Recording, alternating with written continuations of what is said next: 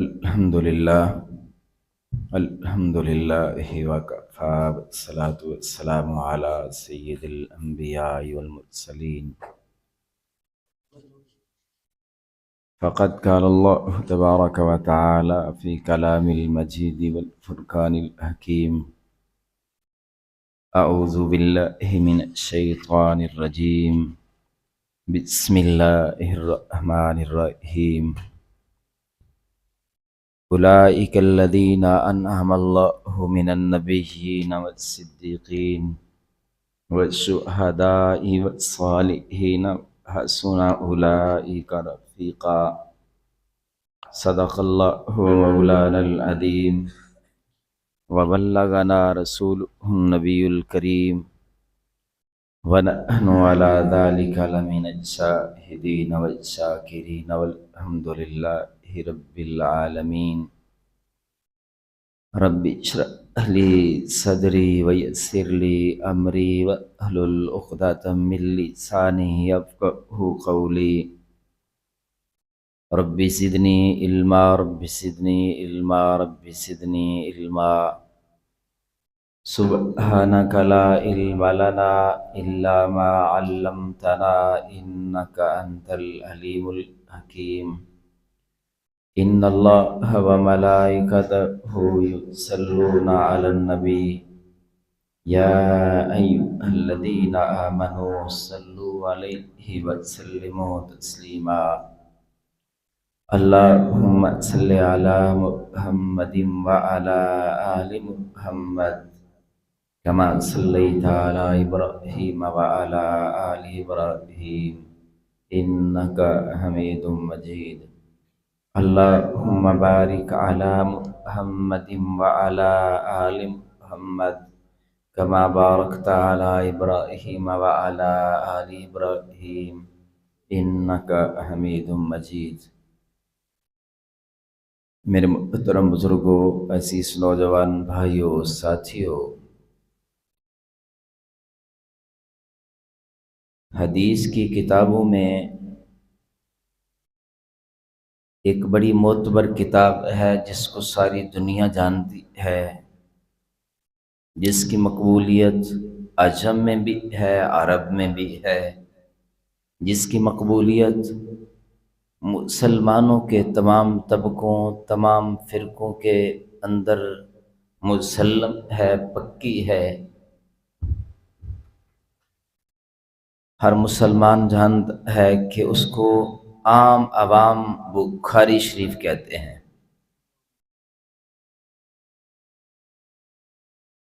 اور علماء نے لکھا ہے کہ حدیث کی کتابوں میں سب سے زیادہ معتبر کتاب بخاری شریف بھی ہے۔ لیکن اس کا مطلب یہ نہیں ہے کہ اس کے علاوہ دیگر معتبر نہیں ہیں۔ حدیث کی تمام کتابیں معتبر ہیں اور اپنی اپنی جگہ پر مسلم ہیں۔ آج میں صاحب بخاری یعنی بخاری شریف کو لکھنے والے کے بارے میں چند باتیں عرض کرنا چاہوں گا۔ ایک تو یہ ہے کہ عوام کے اندر بعض لوگ بازار میں جاتے ہیں، بخاری شریف ترجمے والی لے کے آتے ہیں اور بخاری شریف کو ترجمے سے پڑھ کے سمجھتے ہیں ہم بڑے مفکر بن گئے ہیں، عالم بن گئے ہیں، بڑا علم آ گیا ہمیں۔ اس سے بھئی عالم نہیں ہوتا، اس سے کچھ نالج میں اضافہ ہو جاتا ہے، فرق پڑ سکتا ہے، لیکن جو حقیقی معنوں میں علم ہے وہ باقاعدہ اساتذہ سے سیکھنے سے علم حاصل ہوتا ہے۔ اور بعض لوگ قرآن پاک کو بھی پڑھتے ہیں نا تو بعض باتیں ان کو سمجھ نہیں آتی ہیں، بعض بخاری پڑھتے ہیں انہیں بخاری کی بھی سمجھ نہیں آتی ہے۔ قرآن پاک نے پتہ ہے ایسے لوگوں کے بارے میں کیا فرمایا ہے کہ یہ نہیں کہ خود ہی کوئی چیز پڑھی اور اپنی سمجھ کے مطابق چل پڑے۔ قرآن پاک میں آتا ہے کہ اللہ فرماتے ہیں فاسألوا اہل الذکر ان کنتم لا تعلمون، جن چیزوں کے بارے میں تمہیں سمجھ نہ لگے، تمہیں پتہ نہ لگے، تمہیں معلوم نہ ہو، تم علم والوں سے پوچھا کرو، سوال کیا کرو۔ تو خیر، آج صاحب بخاری کے بارے میں بتانا چاہتا ہوں۔ ایک بات یہ بھی ہے کہ بڑے سارے لوگ ہمارے معاشرے میں بھی نا بخاری شریف کا نام بڑا لیتے ہیں۔ عوام کے اندر جیسے میں نے بتایا کہ کسی نے کوئی رٹا لگایا ہوتا ہے کہ بخاری میں یہ حدیث آئی ہے،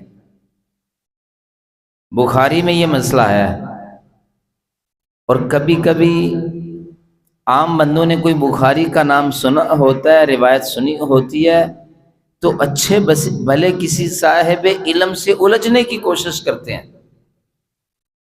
بحث کرنے کی کوشش کرتے ہیں۔ ہمارے مکی صاحب ہیں، وہ وہاں درس دیتے ہیں اردو میں، تو وہ ایک درس میں بتا رہے تھے کہ ایک بندہ میرے پاس آیا، کہنے لگا کہ جناب بخاری شریف میں یہ بات لکھی ہوئی ہے، آپ اس پہ عمل کیوں نہیں کرتے؟ کہتے ہیں کام آدمی تھا دنیا دار، تو میں نے اس کو ٹالنے کی کوشش کی کہ یار بس ہم کمزور ہیں، ہمارے لیے دعا کرو کہ ہم عمل کرنے والے بن جائیں۔ کہتا جی دیکھو فلاں بات آئی، عمل کرنے والی بات کون سی، آپ عمل کرو۔ کہتے میں نے پھر ٹالا، سارے بیچ لوگوں میں کیا اس سے الجھوں؟ کہتے ہیں تیسری بار جب اس نے میرے سے بحث کی تو میں نے کہا میاں تو بخاری شریف کا جو نام لے رہا ہے، یہ جو کتاب ہے اس کا اصل نام جانتا تو کیا ہے؟ آپ سب نے بھی بخاری شریف سنا ہوا ہے کہ بھئی اس کتاب کا اصل نام کیا ہے، کتاب لکھنے والے نے اس کا نام کیا لکھا تھا، کیا نام ہے اس کا؟ یہ تو بخاری شریف مشہور ہو گئی ہے نا، اس کا اصل نام کیا ہے؟ کہتا ہے جی بخاری شریف ہی ہے۔ کہتے ہیں میں نے پوچھا کہ یہ کتاب جس نے لکھی تھی، جن کا نام امام بخاری ہے، کیا ان کا نام جانتے ہو؟ کہتے ہیں جی میں ان کا نام بھی نہیں جانتا تھا۔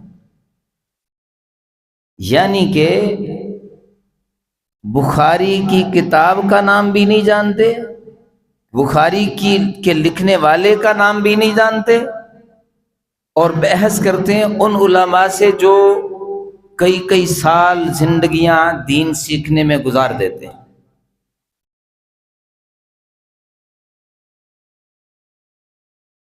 وہ کہتے ہیں کہ پھر میں نے کہا کہ بھئی یہ آپ کا کام نہیں ہے، یہ آپ کی جاب نہیں ہے، یہ آپ کا آپ اس مسئلے میں الجھو، یہ تمہارا الجھنا بنتا نہیں ہے۔ تو خیر کہنے کا مطلب یہ ہے کہ ہر آدمی ویسے کسی معاملے میں ٹانگ اڑا دے تو یہ اچھی بات نہیں ہے۔ ایک موقع پہ نا ایک جگہ پہ میں نے جمعہ پڑھا، وہ سیاسی حوالے سے ایک مولوی صاحب بات کر رہے تھے۔ یہ پرانا دور ہے، مسلم لیگ کے عروج کا دور ہے، غالباً یہ 97-98 کا دور ہے۔ مولانا فضل الرحمان کے بڑے لوگ خلاف تھے، اور وہ مولوی صاحب مولانا فضل الرحمان صاحب کے حامی تھے۔ تو وہ کوئی بات کرتے کرتے نا 3-4 بندے اعتراض کے لیے اٹھ پڑے، تو مولوی صاحب کو غصہ آ گیا، مولوی صاحب کو غصہ آیا، جلال آیا، وہ کہندے نے چپ کر کے بیٹھو، اے تسی مولانا کے خلاف گل کرو گے؟ تمہیں استنجا کرنا آتا ہے؟ وہ آگے سے پھر لال پیلے ہونے لگے، پھر لال پیلے ہونے لگے، یہ کون سی بات ہے، کسے نہیں استنجا کرنا آتا؟ تو وہ مولوی صاحب کہنے لگے غصہ کیوں کرتے ہو، تم سے میں پوچھتا ہوں کہ استنجا کرنے کا طریقہ کیا ہے، گرمیوں میں کس طرح استنجا کرتے ہیں، سردیوں میں کس طرح استنجا کرتے ہیں؟ ہمارا دین اس حوالے سے رہنمائی کرتا ہے، ہمارے نبی صلی اللہ علیہ وسلم نے اس بارے میں بتایا ہے بتاؤ پھر ذرا تم جو کہتے ہو نا سب کو پتا ہے، تم میں سے کوئی ایک بندہ بتائے کہ گرمیوں میں استنجے کا کیا طریقہ ہے، سردیوں میں کیا طریقہ ہے؟ چپ ہو گئے۔ پورے مجمع میں سے کوئی بندہ بھی کھڑا نہیں ہوا جو یہ بتاتا کہ استنجا کس طرح کرنا ہے گرمیوں میں اور سردیوں میں کیا فرق ہے۔ اللہ اکبر۔ خیر، بات کہیں سے کہیں نکل جائے گی، تھوڑے سے وقت میں بات کرنا چاہتا ہوں امام بخاری رحمہ اللہ تعالی علیہ کے متعلق۔ ان کی کنیت تھی ابو عبداللہ، یہ ان کی کنیت تھی۔ نام تھا ان کا محمد، ان کے والد کا نام تھا اسماعیل، اور ان کے دادا کا نام تھا ابراہیم، ان کے پردادا کا نام تھا مغیرہ۔ عربی نہیں تھے، عجمی تھے۔ یجم کا علاقہ گنا جاتا ہے نا، بصرہ جو ہے، بخارا جو ہے، تو یہ ان کے علاقے کی نسبت سے انہیں بخاری کہتے ہیں۔ اور اصل طاقت، اصل عظمت اللہ کی ہے۔ زندگی میں جب بھی کوئی موڑ آئے نا، تو ہر موڑ پر، ہر معاملے پر، ہر بات پر دل میں کس ذات کو لانا چاہیے؟ اللہ کو۔ کس ذات کی بڑائی کو لانا چاہیے؟ اللہ کی بڑائی کو، اللہ کی عظمت کو، اللہ کی طاقت کو۔ اللہ ہی سب کچھ ہے، باقی کچھ بھی نہیں ہے، سب اس کے پیدا کرتا ہے۔ خیر، بات کہیں پھر دوبارہ لمبی نہ ہو جائے۔ نسلیں، اولادیں،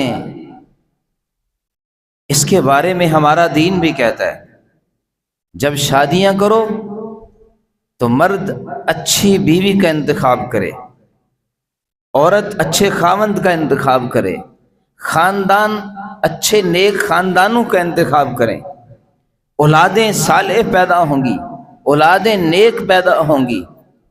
ماؤں کے اولاد پر اثرات ہوتے ہیں، خاندانوں کے اولاد پر اثرات پیدا ہوتے ہیں، والد کے اولاد پر اثرات پیدا ہوتے ہیں۔ امام بخاری رحمہ اللہ تعالی علیہ کا، یعنی محمد بن اسماعیل کا والد بھی نیک تھا، اچھا تھا، خاندان بھی اچھا تھا، ان کی والدہ بھی بڑی نیک تھیں۔ جب پیدائش سے قبل بھی مائیں اللہ سے مانگنے والی ہو، والد اللہ سے دعائیں کرنے والا ہو، جب اللہ نے بیٹا دیا تو امام بخاری رحمہ اللہ تعالی علیہ بچپن میں یا پیدائشی طور پہ نبینے تھے یا بچپن میں نبینے ہو گئے۔ والدہ نے آنکھوں کی، بچے کی آنکھوں کی بینائی کے لیے کس کے سامنے دامن پھیلایا؟ اللہ کے سامنے۔ کس سے مانگا؟ اللہ سے۔ دن کو بھی دعائیں کرتی ہیں، رات کو بھی دعائیں کرتی ہیں، گھر کے اندر جھاڑو دیتے ہوئے بھی اللہ سے دعا کرتی ہیں، آٹا گوندتے ہوئے بھی، برتن دھوتے ہوئے بھی، اور سوتے بیٹھتے اٹھتے جاگتے کہ اللہ بیٹا دیا ہے، یہ تو میں چاہتی تھی نیک بنے، تیرے دین کا عالم بنے، اور اے اللہ یہ آنکھوں سے محروم ہے، اے اللہ اسے آنکھیں دے دے، بینائی دے دے۔ جہاں سارے اسباب جواب دے دیں، جہاں سارے طبیب ہاتھ کھڑے کر لیں، جہاں ساری دوائیاں بے اثر ہو جائیں، وہاں پر بھی اللہ کے لیے کوئی مسئلہ نہیں ہے، اللہ پھر بھی سب کچھ کر سکتا ہے۔ اللہ تو بے جانوں کو جان دیتا ہے، یہ کہ دے سکتا نہیں، دیتا ہے۔ بے جانوں کو جان اللہ دیتا ہے کہ نہیں دیتا؟ اللہ جان دیتا ہے۔ تو امام بخاری رحمہ اللہ تعالی علیہ کی والدہ نے اللہ سے مانگا، تو ایک دن رات کو ان کی والدہ کو خواب میں حضرت ابراہیم علیہ السلام ملے اور کہا میں خوشخبری سنانے آیا ہوں کہ اللہ نے تیرے بیٹے کی آنکھوں میں بینائی داخل کر دی، اور اللہ تیرے بیٹے کو ایسی روشنی دے گا جس کی روشنی سے دنیا روشنی پائے گی، جس روشنی سے دنیا روشن ہوگی، لوگ فائدہ اٹھائیں گے۔ والدہ جب صبح اٹھی تو بیٹا اس کے بعد جب سویا اٹھا تو اس کی آنکھیں دیکھنے والی تھیں، آنکھوں میں بینائی آ چکی تھی۔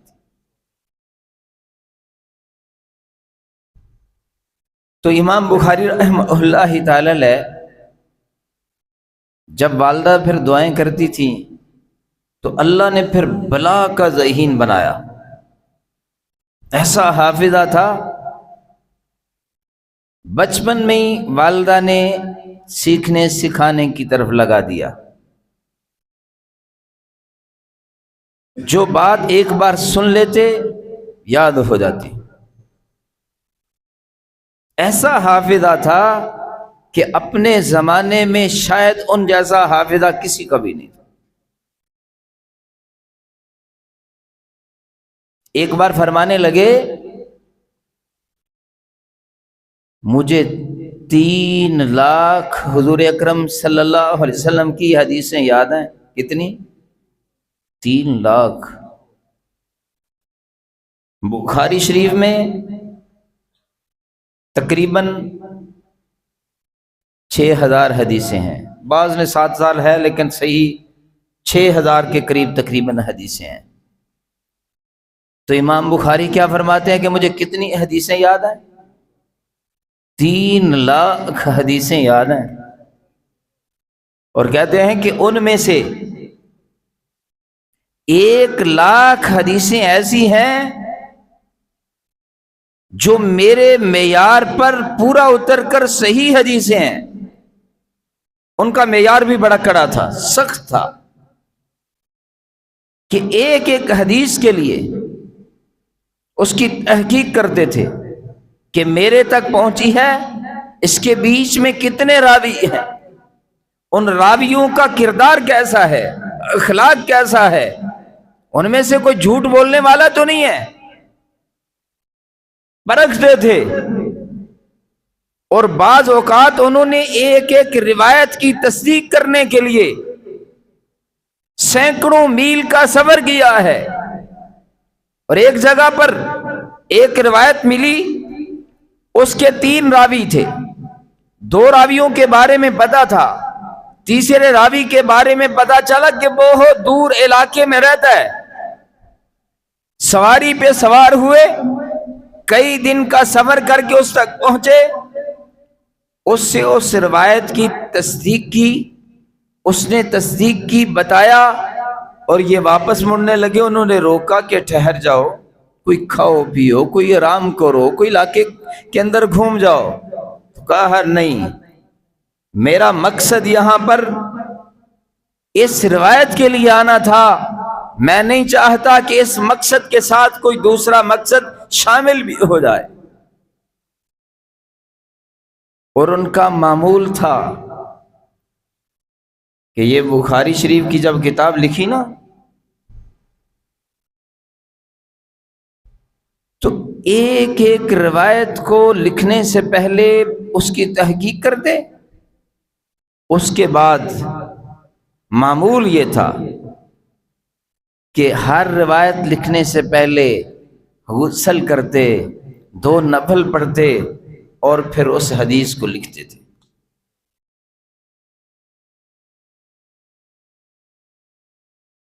ایسے صاحب تقوی لوگ،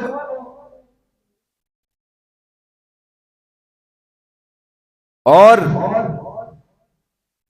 یہ بھی بات ہے کہ یہ نہیں کہا کہ یہ جو میں اس کتاب میں حدیثیں لکھ رہا ہوں اس کے علاوہ باقی ٹھیک نہیں ہے۔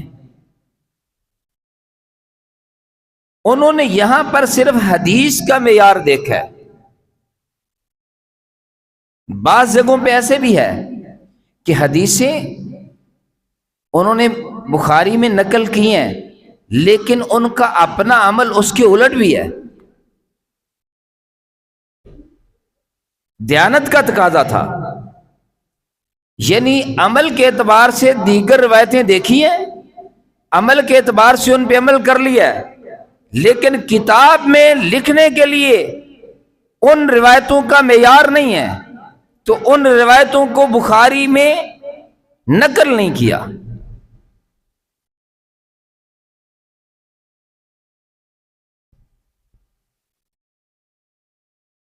اور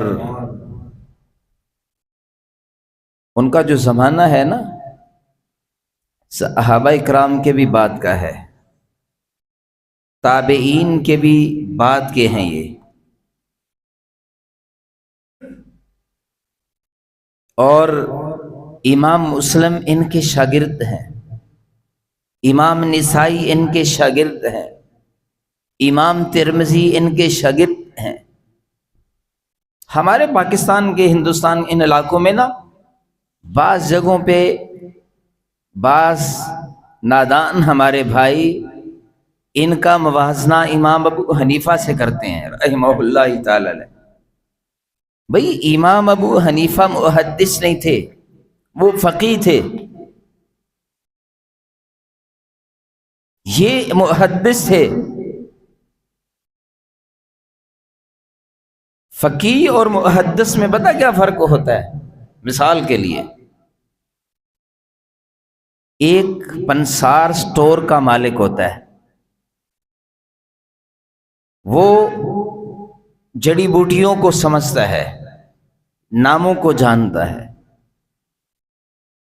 ایک طبیب ہوتا ہے، طبیب کو پتا ہے، جو جڑی بوٹیاں کرنے والا پنسار سٹور والا ہوتا ہے وہ جڑی بوٹیوں کو اکٹھا کرتا ہے معیاری، کہ یہ زعفران اصلی ہے، یہ جڑی بوٹیاں اصلی ہیں، وہ جمع کر کے سٹور میں رکھتا ہے۔ طبیب کیا کرتا ہے؟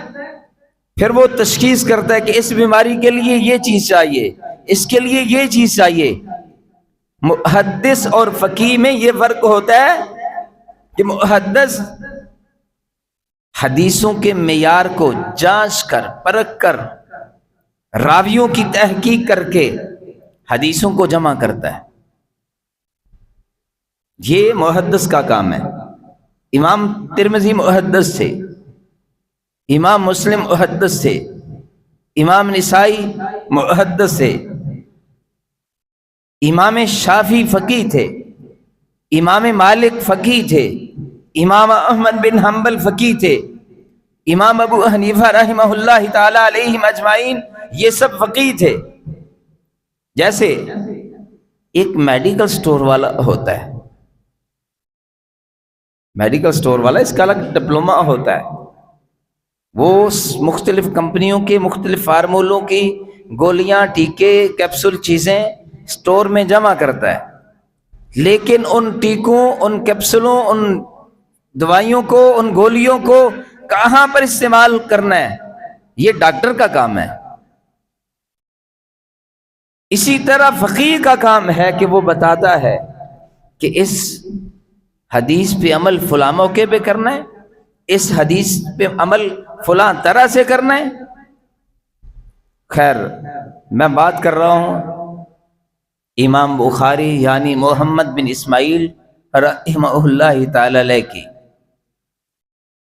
امام بخاری نے جب بخاری شروع کیا نا تو شروع میں اپنے اساتذہ کا تذکرہ کیا ہے۔ اساتذہ کا تذکرہ کرنے میں جس استاد کا سب سے پہلا تذکرہ کیا ہے نا، وہ استاد امام بخاری کا وہ استاد امام ابو حنیفہ کا پوتا شاگرد ہے، کہ امام ابو حنیفہ کے شاگرد کے وہ شاگرد ہیں امام بخاری، ان کو اپنے اساتذہ میں پہلے نمبر پہ لکھتے ہیں۔ اس لیے ان لوگوں کا آپس میں کوئی مقابلہ نہیں ہے، یہ اپنی اپنی سطح پر اپنے اپنے فن میں ید طولہ رکھتے تھے، یہ اپنے اپنے فن میں اپنے زمانے کے بڑے چراغ تھے، یہ بڑے چاند تھے، بڑے سورج سے، اپنی اپنی جگہ پر یہ یکتا تھے، اپنے اپنے فن میں، اپنے اپنے مقام میں یہ بالکل یکتا تھے۔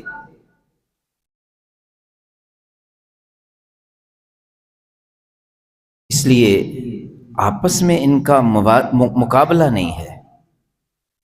ہاں، یہ جو محدث ہے نا، لوگوں نے نا یہ آج کل ایک لفظ جملے کو بڑا برا بنا لیا ہے، عوام کے سامنے اس کو بڑے برے انداز میں پیش کیا جاتا ہے کہ ہم جناب کسی کی تقلید نہیں کرتے، جیسا کہ تقلید کرنا کوئی برا عمل ہو۔ وہ بھلے تقلید کرنا کوئی برا عمل نہیں ہے۔ میں نے قرآن پاک کی آیت سنائی آپ کو کہ قرآن پاک کہتا ہے فَاسْأَلُوا أَهْلَ الذِّكْرِ إِن كُنتُمْ لَا تَعْلَمُونَ، اگر تم خود نہیں جانتے تو اہل علم سے پوچھا کرو۔ مطلب کیا ہے اس کا؟ خود علم نہ ہو تو کسی علم والے سے پوچھو، اس کی تقلید کرو نا۔ تقلید اور کس کا مطلب ہے کیا ہے؟ کہ خود تمہارے پاس علم نہیں تو کسی علم والے کی تقلید کرو، کسی علم والے کی بات مانو۔ ضد کا تو کوئی توڑ نہیں نا، ضد کا تو کوئی حل ہی نہیں ہے، جواب ہی نہیں ہے۔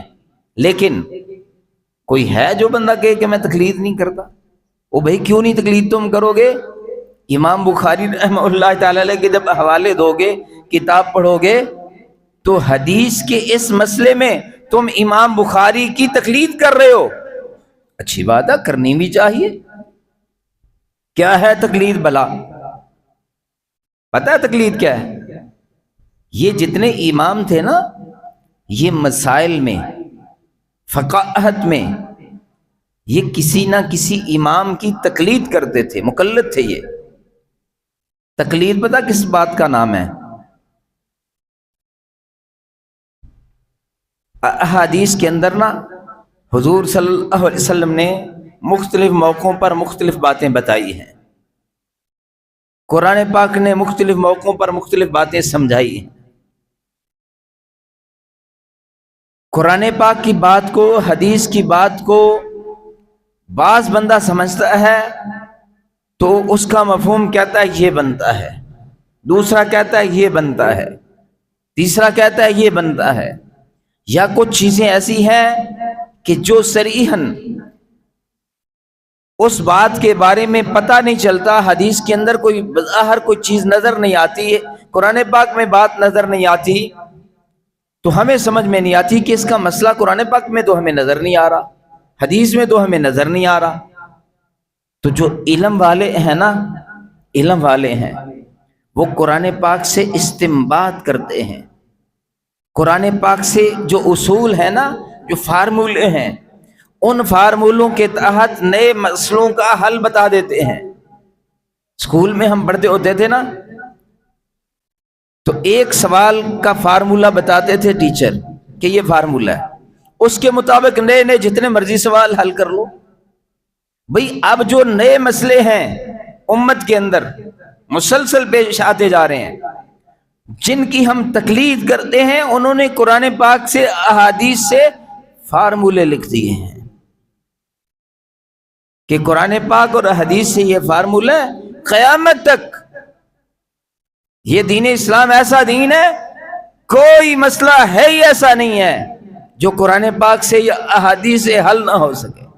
لیکن حل وہ میں اور آپ نہیں کریں گے، حل کوئی گلی کا اسکول ٹیچر یا ڈاکٹر نہیں کرے گا، وکیل نہیں کرے گا، وہ فقیہ کرے گا، جس کی امت کو، لوگوں کو تقلید کرنی پڑے گی۔ خیر، بتانا یہ چاہتا ہوں کہ امام بخاری رحمہ اللہ تعالی علیہ بھی قرآن و حدیث کو سمجھنے کے لیے خود محدث ہونے کے باوجود بھی فقاہت کے مسائل میں تقلید کرتے تھے۔ اس لیے صاحب علم کی تقلید کرنا یہ ضرورت ہے دین کی۔ یہ بہادری نہیں ہے کہ میں نہیں کسی دا مقلد، میں نہیں تقلید کرتا۔ او بھائی تو تقلید کیوں نہیں کرتا؟ یہ غرور کا جملہ ہے، یہ تکبر کا جملہ ہے۔ جب تک کسی کی تقلید نہیں کرے گا، قرآن پاک سمجھ میں نہیں آئے گا، جب تک کسی کی تقلید نہیں کرے گا حدیث سمجھ میں نہیں آئے گی، جب تک تو کسی کی تقلید نہیں کرے گا نماز کا طریقہ سمجھ میں نہیں آئے گا، جب تک کسی کی تقلید نہیں کرے گا حج کا طریقہ نہیں آئے گا، جب تک تو تقلید نہیں کرے گا زکوٰۃ کے مسائل سمجھ میں نہیں آئیں گے، جب تک تو تقلید نہیں کرے گا نکاح کے مسائل سمجھ میں نہیں آئیں گے، جب تک تو تقلید نہیں کرے گا دین کی جزیات کو سمجھ ہی نہیں پائے گا۔ سمجھنے کے لیے فقیہ لوگوں کی، اہل علم لوگوں کے پیچھے چلنا پڑے گا، اور تو کہتا ہے میں تقلید ہی نہیں کرتا، میں مانتا ہی نہیں، یہ غرور کا جملہ ہے، یہ تکبر کا جملہ ہے۔ علم والوں سے علم حاصل کرنا یہ علم سیکھنے والی بات ہے۔ کوئی کہے جی میں تے حدیثوں میں نہیں امام بخاری نو جاندا، وہ تے کنے سال بعد پیدا ہوئے۔ بھئی تو امام بخاری کو نہیں مانے گا تو کس کو، اپنے دادا جان کو مانے گا؟ ایک بندہ مجھے پتا کیا کہتا ہے، کہتا ہے جی تسی امام ابو حنیفہ دی گل کر دے ہو، توجہ کرنا، انہوں نے تو خود کہا ہے کہ میری کوئی بات اللہ کے نبی کی حدیث کے خلاف لگے، اللہ کے نبی کی حدیث کے سنت کے خلاف کے لگے تو اس کو ردی کی ٹوکری میں پھینک دو، تو آپ ان کی تقلید کرتے ہو۔ میں نے کہا سمجھے نہیں بات آپ، تو سمجھا نہیں ہے، اس لیے نہیں سمجھا کہ تو کسی نہ کسی فرقے کے مولوی کو تو مانتا ہے، ان کی تقریریں تو سنتا ہے، ان کے پیچھے لگتا ہے، اور تیرا مولوی مسجد کے ممبر پہ بیٹھ کے قرآن پاک ہاتھ میں لے اس طرح یوں لہرائے، کہے کہ میں قرآن پاک ہاتھ میں لے کے تمہیں مسئلہ بتا رہا ہوں، اگر یہ مسئلہ غلط ہو میرا غلط مسئلہ ردی کی ٹوکری میں پھینک دو، میرا مسئلہ غلط ہو میری گردن کاٹ دو، میرا مسئلہ غلط ہو پھانسی پہ لٹکا دو، تو سمجھنے والی بات ہے کہ یہ بات کرنے والا اتنی پکی بات کر رہا ہے، اپنی بات پہ اعتماد اتنا ہے کہ یہ بات سچی کر رہا ہے۔ اوے پگلے، آج کے 100 مولوی، آج کے 100 شیخ الحدیث، آج کے 1000 شیخ الحدیث، آج کے 1,00,000 شیخ الحدیث امام ابو حنیفہ کے جوتوں پہ قربان ہیں۔ وہ ان کا تقوی، ان کی طہارت، ان کا علم، ان کی دماغ کی وسعت آج کے ساری دنیا کے علماء بھی برابری نہیں کر سکتے۔ جب امام ابو حنیفہ رحمہ اللہ تعالی علیہ یہ بات کرتے ہیں نا کہ بھئی اگر میری بات سنت کے خلاف نظر آئے، حدیث کے خلاف نظر آئے تو ردی کی ٹوکری میں پھینک دو، اس کا مطلب ہے کہ امام صاحب کہنا چاہتے ہیں لوگوں میں نے اپنی جان جوکھوں میں ڈال کر تحقیق کر کے دن رات ایک کر کے جو تحقیق کی ہے وہ سنت اور حدیث کے خلاف کی ہی نہیں ہے، اپنی بات پر اعتماد اتنا ہے، اپنی بات پر بھروسہ اتنا ہے۔ کیوں جی تبھی کوئی بات کرتا ہے نا ایسے، تو بھئی اسی طرح امام بخاری رحمہ اللہ تعالی علیہ نے جس طرح چھان بین کر جانچ کر احادیث کو جمع کیا ہے، پھر ایک ایک حدیث کا معیار بتایا ہے، راویوں کی صورتحال بتائی ہے، کوئی آج اٹھے اور کہے جناب میں یہ حدیث پیش کر رہا ہوں اور اس حدیث کا معیار امام بخاری کے برابر ہوگا، تو ہم کہیں گے آج کے 100 محدث نہیں، آج کے 1000 محدث نہیں، آج کے لاکھوں تحقیق کرنے والے محدث امام بخاری کے پاؤں پر قربان ہیں، ان کے جوتوں پر قربان ہیں۔ آج کے ساری دنیا کے محدث بھی مل جائیں تو امام بخاری کا مقابلہ نہیں کر سکتے۔ یہی وجہ ہے کہ وہ اللہ کے مقبول لوگ تھے، اللہ نے انہیں چنا ہوا تھا، اللہ نے انہیں قبول کر لیا ہوا تھا۔ یہی وجہ ہے کہ جس دن امام بخاری دنیا سے گئے تھے اسی دن ایک مسلمانوں کا خلیفہ، مسلمانوں کا حکومت کرنے والا بھی دنیا سے گیا تھا، نہ اس کا کوئی نام دنیا میں جانتا ہے، نہ اس کے نام پر مدرسے ہیں، نہ اس کے نام کو دنیا عجب میں جانتی ہے، نہ عرب میں جانتی ہے، لیکن ایک امام بخاری ہے جس کو اپنے بھی جانتے ہیں، بیگانے بھی جانتے ہیں۔ وہ عرب والوں کے ہاں بھی اس کا لوہا مانا جاتا ہے۔ جو عرب والے عجم والوں کو کہتے ہیں یہ گونگے ہیں، لیکن عرب والے بھی مانتے ہیں کہ امام بخاری ہم عربیوں سے بھی زیادہ آگے نکل گیا، آگے بڑھ گیا۔ عجم والوں کے ہاں بھی ان کا مقام ہے۔ اور آج کے جتنے فرقے ہیں سارے کرتے ہیں کہ نہیں احترام ان کا؟ یہ جو لوگ ہیں وہ امام بخاری ہوں، وہ امام ترمذی ہوں، وہ امام نسائی ہوں، وہ امام شافعی ہوں، وہ امام مالک ہوں، وہ امام احمد بن حنبل ہوں، وہ امام ابو حنیفہ ہوں رحمۃ اللہ علیہم اجمعین، یہ لوگ وہ ہیں جن کی محنتوں کو اللہ نے قبول کیا ہوا ہے۔ یہ اللہ کے قبول ہوئے بندے ہیں، ان کا کوئی گستاخ نہ بنے، ان کا کوئی بے ادب نہ بنے۔ جو ان کی بے ادبی کرے گا، گستاخی کرے گا، دنیا میں بھی ذلیل و خوار ہوگا اور قیامت کے دن بھی شرمندگی کے سوا کچھ نہیں ملے گا۔